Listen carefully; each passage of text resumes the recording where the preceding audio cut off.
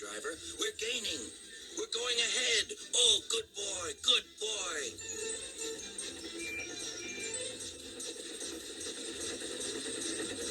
A distant signal warned them that the harbor wharf was near.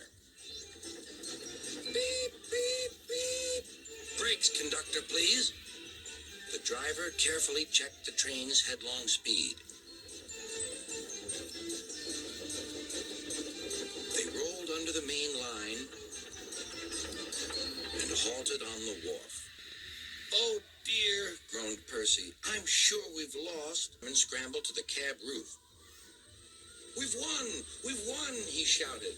Harold's still hovering. He's looking for a place to land. Listen, boys, the fireman called. Here's a song for Percy. Said Harold the helicopter to our Percy, you are slow. Your railway is out of date and not much use, you know. But Percy and his stone cars did the trip in record time, and we beat the helicopter on our old branch line. Percy loved it. Oh, thank you, he said. He liked the last line best of all, and was a very happy engine.